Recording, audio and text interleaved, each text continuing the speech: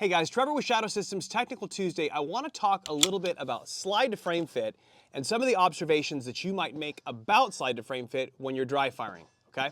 So there is always going to be some level of play in the way a slide fits on a frame. And we have experimentally tightened slides way up.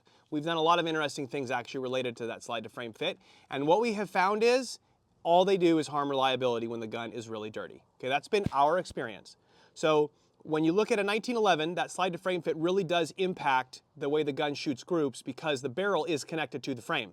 But with a design like this, the barrel and the slide are basically independent of the frame. So don't make the mistake of thinking that accuracy is related to slide to frame fit on one of these guns, okay? The specific element of slide to frame fit that people will sometimes ask about is here in the rear. And dot shooters will sometimes see that when you're pulling the trigger and you're on your way to the wall, it seems like the back of the slide goes up and down. And all guns will do this, all Glock style handguns, including Glock handguns, will do this to some degree. How much they do it just depends upon kind of that particular gun and then also how much those rails have worn just from use, okay? So I just want to make the point that when someone calls in and they say, hey, my slide goes up and down, okay, they're doing that without a mag in the gun. When the mag is in the gun, the top round is tensioning the slide up. So I'm not sure how well you can see it here. We're going to show it with the aim cam in a minute on a target.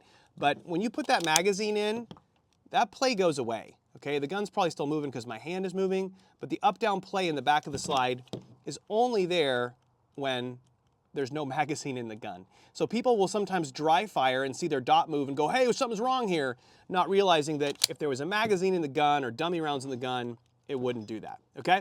So I'm gonna show it on a target so you can see it a little better here. We're not gonna do any live fire, we're just gonna show it. I'm gonna do use the black to brown transition as a line, and you can see with no magazine in the gun, the dot is wanting to come up a little bit. See that? When I put a magazine in the gun, let me try to get settled in here, hold on. That goes away. There's not really any up-down play, okay?